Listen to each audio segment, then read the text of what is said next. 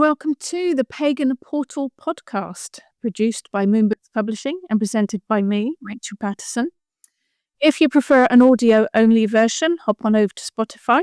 If you are on YouTube, please consider clicking the subscribe button or becoming a member for early previews. Very, very special podcast today. We have gaggle of wonderful people here today, all contributors to Ness's book, The Divine Wounds, which is what we're going to talk about today. If we can start by introducing ourselves, if each of you can tell us a little bit about yourself, we'll start with Ness, the kingpin. So, hi everyone, and thank you for being here, and thank you for your wonderful contributions to this anthology. I'm Ness Bosch. I'm a shamaness and a priestess, head of the goddess community in Scotland, and basically a very busy mom. I write when I can, and I'm also a mature student and researcher, independent researcher, and of course a Moon Books author. And we're here to talk about one of our latest offerings. I'm always very envious of the things you study, Ness. Fascinating topics. And on to Morgan, in no particular order, but Morgan is next on my screen. So. Hello, everyone. My name is Morgan Daimler. I've been an author with Moon Books since 2013. I primarily write about fairy folk beliefs and Irish mythology and some specific Irish deities, including the Morrigan and Brigid. And lots of other things. That is the shortest version. I'm trying to be concise. And on to Sian. Hi, I'm Sian Sibley. I'm a traditional witch from Wales. Considering I come from Wales, I'm really weird because I actually work with Hecate and with Medusa. And I also write books for Eon Books on plant intelligence and plant communication. Brilliant. Fascinating. Medusa. Fascinating. That we'll have to talk about that more in depth. And the lovely Irisanya. Hello, I'm Irisanya Moon, and I'm also a Moon Books author. How interesting is that we all are? Witch, priestess. I also teach internationally, and I'm an initiate in the reclaiming tradition of witchcraft, and soon to be grad student. I primarily write about Greek mythology, and am a devotee of Aphrodite and so many others. Again, a very short bio for all of the things you get up to. And on to Annwyn. Hello. So yes, I am Annwyn Avalon. I am an author actually with Wiser. I think this is my first Moon Books contribution, but I'm so excited to be part of this book.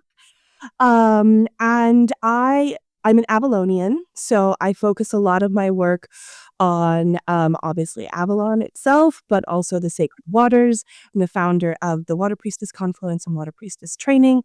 And a lot of my work actually focuses currently not just on Avalon, but kind of the Scotland, England, West Country, Cornwall, Wales, and the continental Celtic goddesses and spirits and excitement in that realm. I've got just recently I've really taken a big turn towards the French Celtic path, and I'm really excited to dig into some of that, and currently that's where my research is. I'll stop there. I could talk for hours if I don't. Fascinating subject. One after my own heart too, yes. And you're in Glastonbury, aren't you? I am, yes. Broadcasting from Dion Fortune's Last Sleeping Shed. Yes. This is the one that I was restored, and the last one that exists. Yes. Again, fascinating. What an amazing place to be living in. It's wild. It's a wild place to live. So we'll go back to Ness with Divine Wounds. What inspired the book and what's the main theme? Putting my heart on the table. It was a wound that inspired the book. It was a wound that I was dealing with, and this Welsh goddess she picked me up, and she just picked me up and embraced me, and I started working with her and understanding some parts of her story through my wound. It's like both our wounds were talking to each other, and that kind of created this beautiful connection in between us. And very much that's the reason this book came to be, because then I also realized that, there was some kind of censorship regarding darker stories regarding to the divine.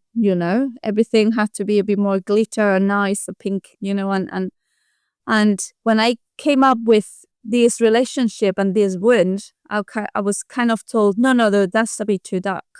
And I went, but as women, we carry a lot of wounds and a lot of suffering, and that actually relates closely to actually a lot of deities as well. We share these wounds with the divine, and sometimes it's this wound that actually builds this connection to the divine, and we seek for the divine because we're wounded, and because we need that connection to that great invisible deities, the divine. So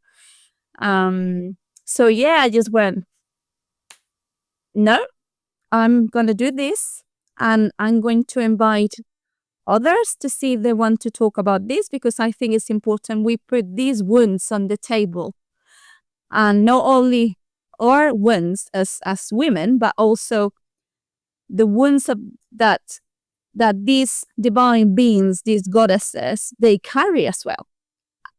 Because this is our connection. We share these wounds, and we can mirror ourselves in the deity at times.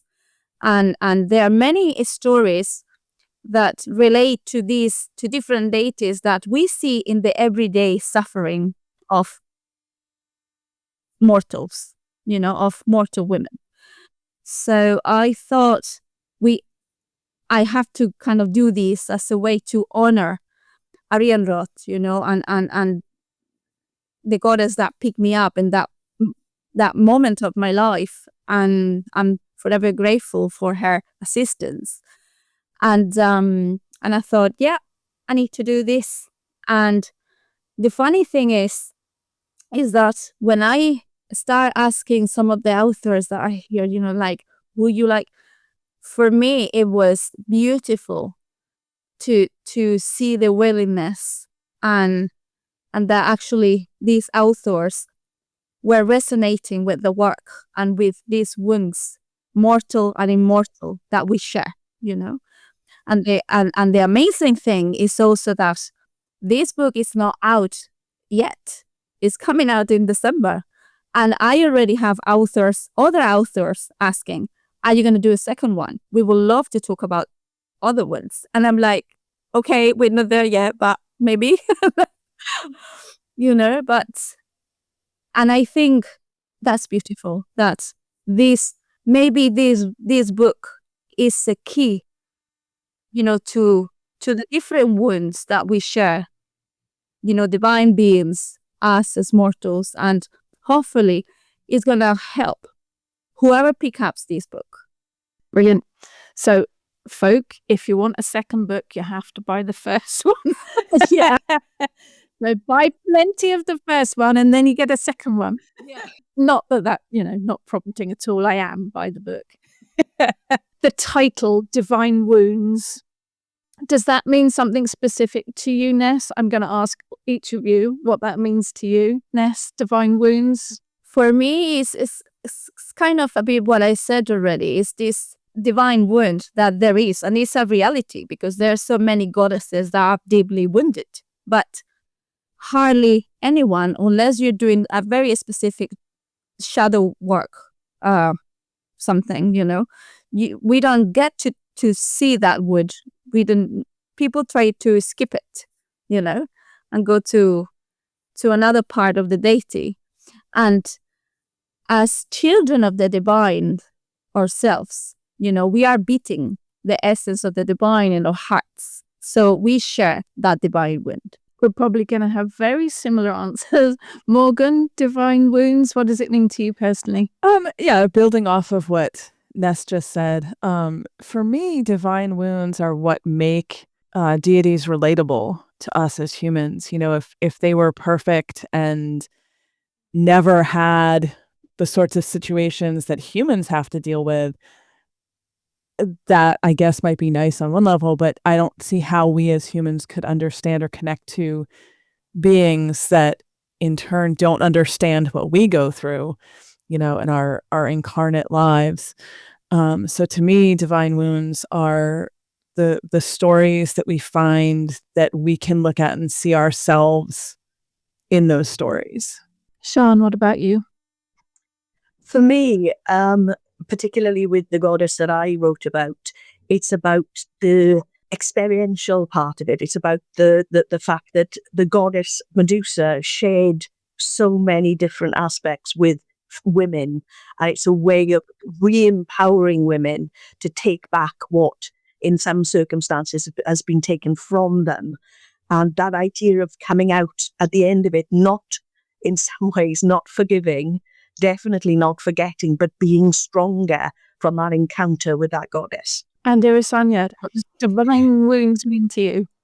Well, as I was listening to Ness, I thought of Leonard Cohen. There is a crack in everything. That's how the light gets in. That's what I think of when I think of divine wounds. And especially as somebody who works with Aphrodite, who's had a very bad rap for a long time and is often looked at for her actions as being just incomprehensible, perhaps evil and subtle and, things like that. And things happened to cause those actions. And that is something also about wounds, the idea that they actually instigate actions and they can also instigate inspiration for readers. And Annwyn, divine wounds for you?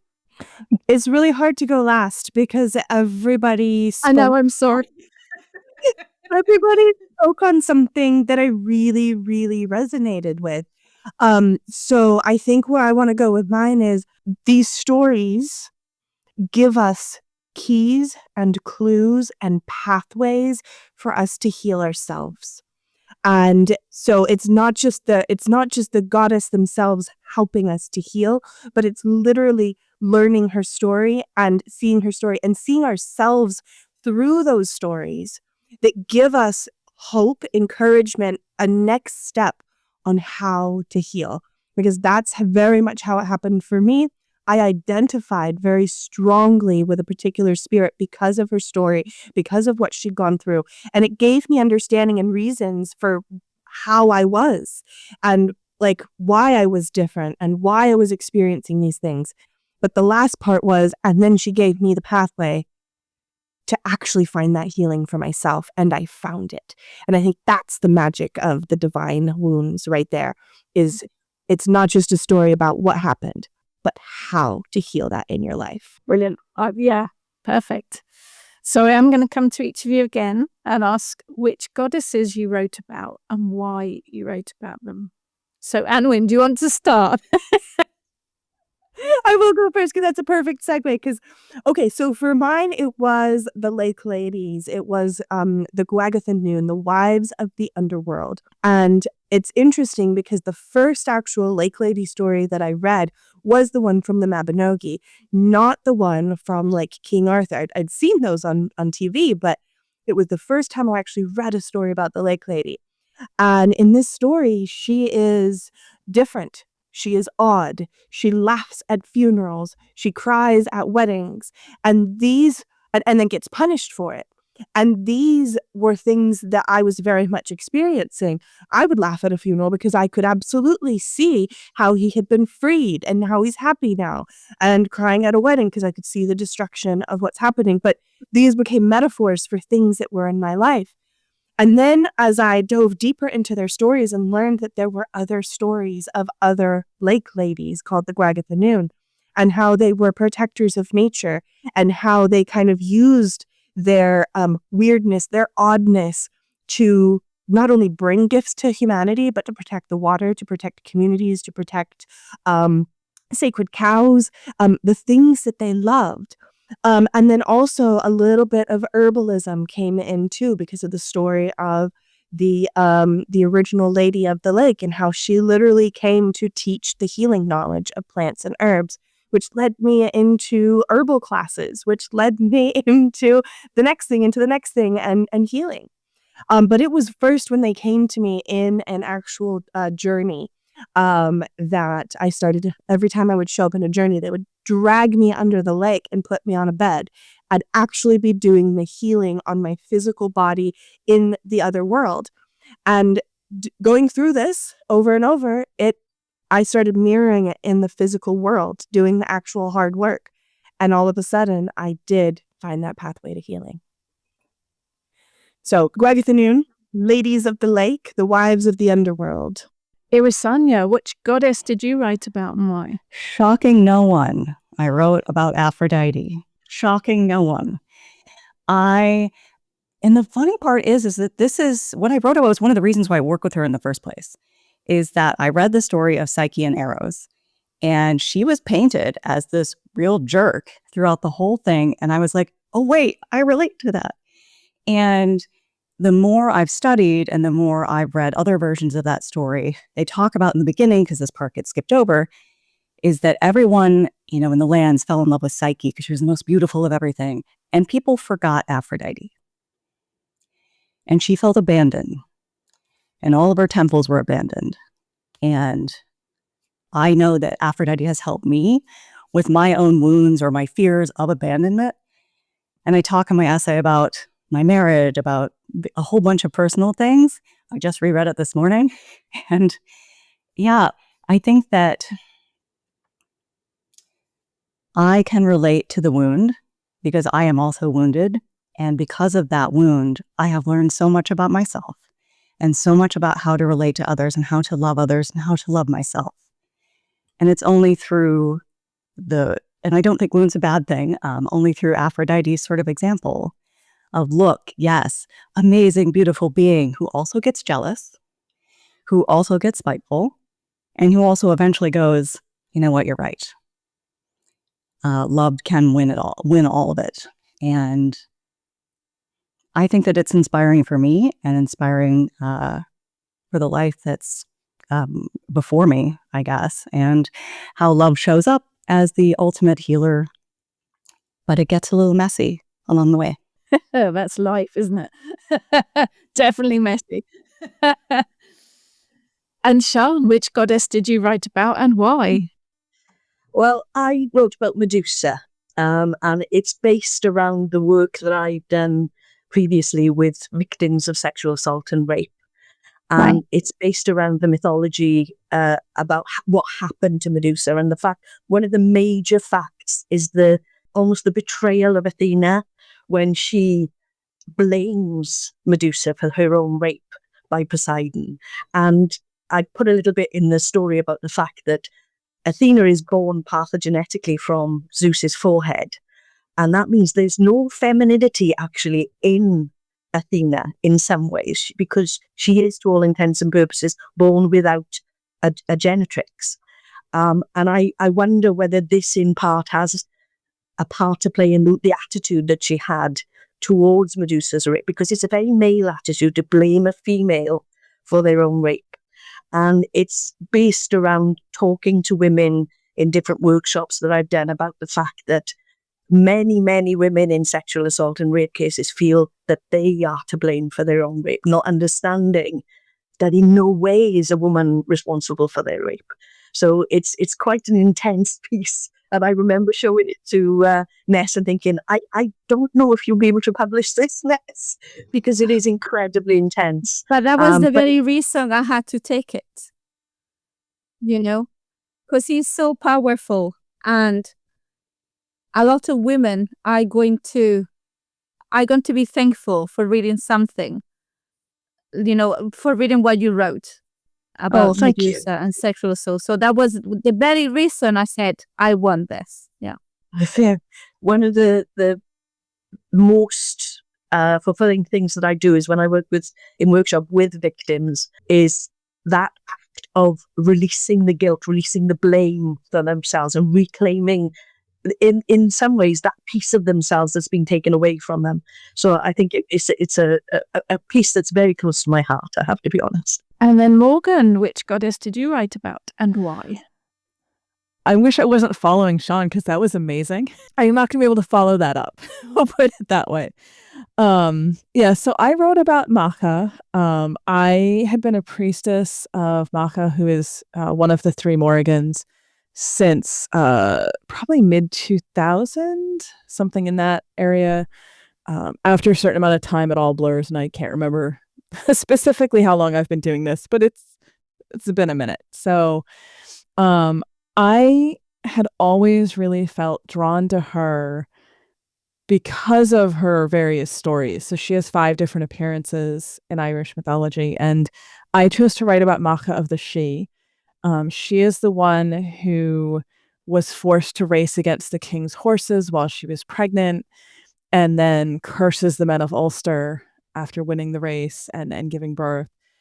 And that always just really struck me, that here you have this divine figure who chose to go and live with a mortal man, chose to bear his children because she's pregnant with twins, and ends up in this situation where, very unjustly from her perspective, she is forced to race to save her husband's life because he was bragging when he should not have been. And the only way to save him from the king's anger was to prove that she was faster than the king's horses, which is what her husband had claimed, even though she was actively in labor. And, she begged them to give her time to give birth, and then she would race, and they would not relent. They forced her to do it.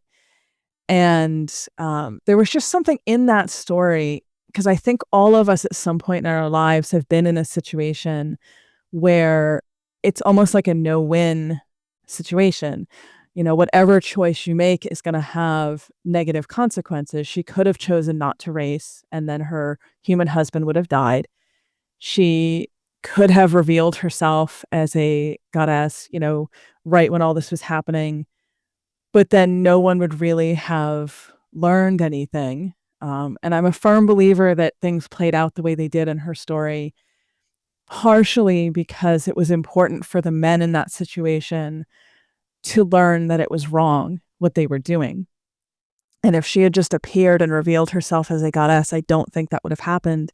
But she ultimately curses them to experience the pain of childbirth for 9 days and 9 nights in some versions of the story, which is just the most restorative justice I can imagine. It literally making the people who hurt her feel exactly what she felt. And I just think there's something so powerful in that idea. And I think, for me anyway, it was something I wanted to write about, to kind of share my perspective on it, because I have definitely thought way too much over the last 20 years about that particular story and sort of how it speaks to me. And I do truly think it will speak to a lot of other people as well. And Ness, then Ariane Roth, Yeah. I'm guessing. Yeah, Ariane Roth. Yeah. Because, when she kind of came to me, I was very confused. When you're a priestess and, you're open to the divine as you are as a priestess. And so this goddess approached me, and I was like, I don't really know you that much, And I was wondering why she was coming for me. But then when I start diving into the stories, into the branches, and I started with her, but I end up diving into the other goddesses represented in the branches, and then I understood why she was coming for me, why she presented herself, why the wound of the narcissistic abuse, was open for her as well. And she allowed me to look at her story from that wound, and to understand that behind those words was a lot more to be said about her wounds as well. So I hope I managed to honor her by sharing her wounds as well. And I'm hoping that any woman that gets to that particular chapter in the book about Arianrot and the and the narcissistic wound will find some healing. The purpose of the book, is it for people to seek and find healing? Ultimately, yes, because each of us, we also include in kind of tips for people to connect with the deities, like how to create an altar to this deity, some basics, so the ultimate intention of the book is to help people heal in some way, and to help people connect to those deities. And there are a bunch of wounds open, literally open in that book. And there are so many wounds that scream in silence. And sometimes we pick up a book and that wound screams aloud. So I'm hoping that it's going to be a healing book somehow. Is the audience? I mean, we've talked a lot about females. Is it just females who will gain something from this? No, absolutely not. No, I don't think so. Absolutely not. But I think it's also important. Also for for us women, and also for the goddesses, to put their wounds on the table, especially when some of the stories, some of the myths are written from a patriarchal point of view, and then we have the story told by men, and in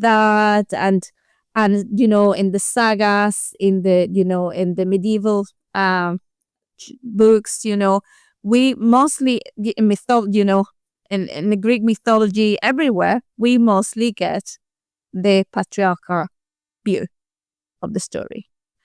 So this is absolutely not just for women, because any man that has a wound like that is going to be able to find some healing in this book as well. But obviously, I'm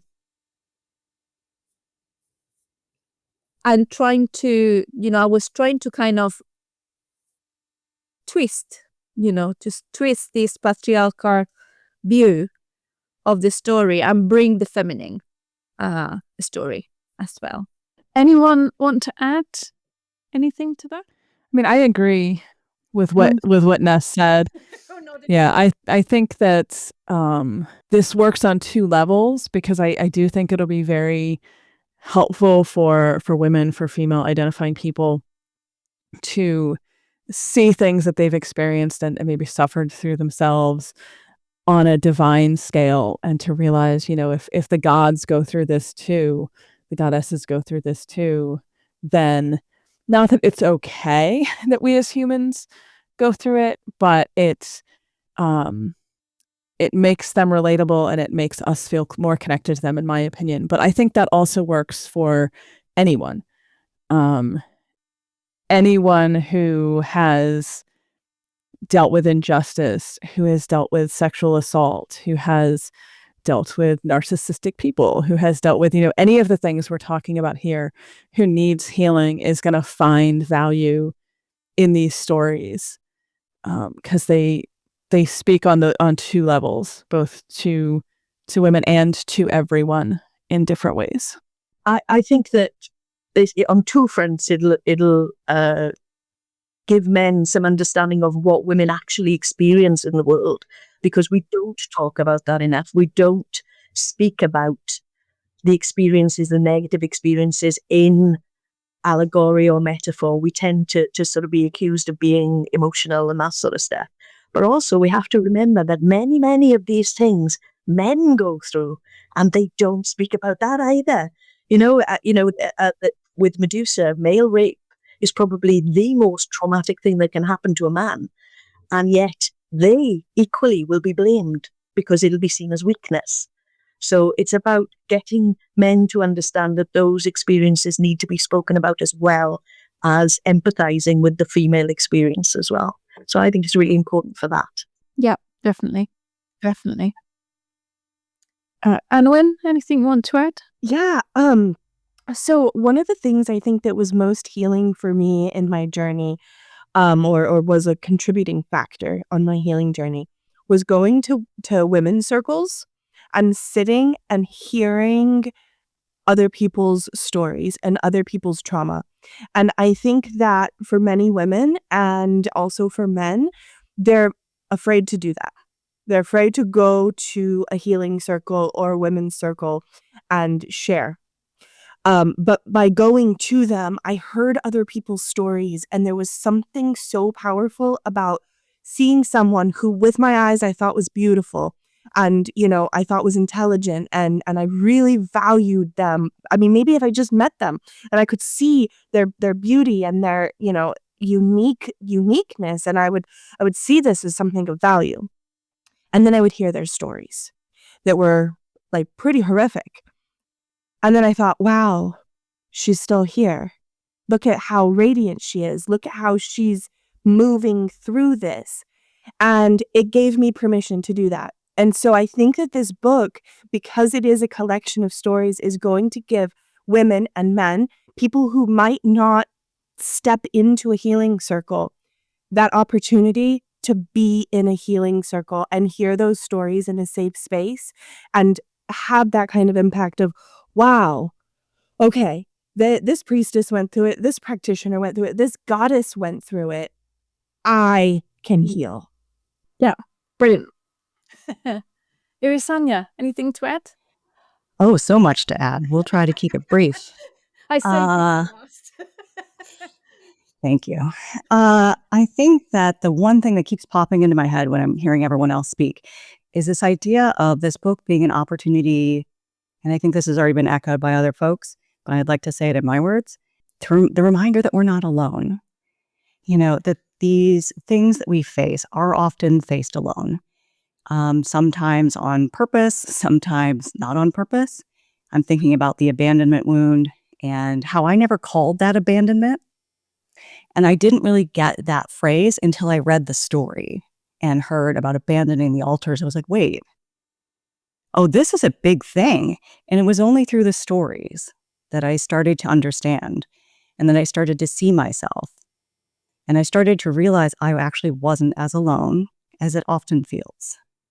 So I think from this book and from I can't wait to read everybody's. I really think there's going to be an opportunity to not only be reminded of that, but for me and my, secret little mission in writing is for folks to realize and remember that if you can identify with the divine and their stories, maybe that's because you recognize your own divinity and you recognize that you are also part of the stories and you're also creating stories that might inspire others along the way.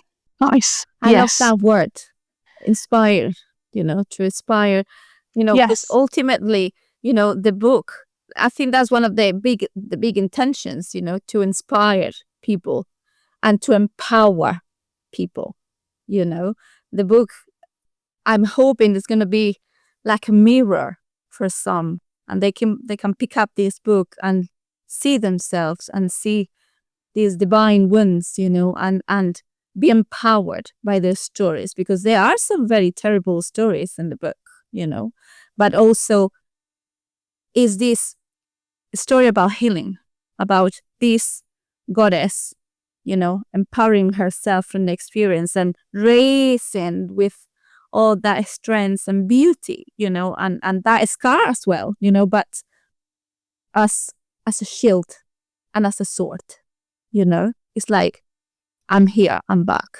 and you're not taking me down. Now, there are more goddesses in the book, aren't there? This is just a small selection. Yeah. There are quite a few goddesses, and each of the stories have something to bring to the table, and I think that's the beauty of it. And when you have all the authors asking, oh, I would love to contribute if you do a second one, and I'm guessing, I'm starting to guess that there are actually a lot more stories to be told, There are maybe more wounds to bring to the table. And I see Irisanya, you go like, yeah, definitely. you know. Uh, yeah. So yeah, maybe this book is this key that is going to open something painful, but also powerful and healing. And let's see what else comes through this door. And can I offer something real quick that just popped in my head as you were talking, Ness? The wounds are the interesting part, I think. I think that that's really fascinating. And I think that that makes things, I don't know, I don't think of them as being like this bad part of my life. It's actually the place from which I found myself and birthed myself. Some of these were unfortunate, even horrifying, but also I know very valuable to who I am in this moment and who I'm becoming and who I believe I can become. Absolutely. And remember the cover of the book, it's Emily Cardin's artwork, it's I think it's very raw and it's very graphic, just this being with this hole in her heart, and we see her heart on the floor be eaten by ravens, and it's very graphic. It's a very kind of harsh cover for the book, it's not pinky or glittery, but is the wound open there, I think there's great strength in the sentence, I am who I am because of my wound, not in spite of my wound. Brilliant. That's a very good line to finish on. Thank you, Sian, for that. Perfect. Perfectly rounded up. So divine wounds, people, get out there and get pre-ordering and ordering and buying it. You need it. Thank you so much to everyone for joining us today. Thank you to everyone for watching and listening. And do join us again next time on the Pagan Portal podcast. Thank you, everyone. You have been listening to the Pagan Portal podcast, a Moonbooks Publishing production. For more information, please visit our website.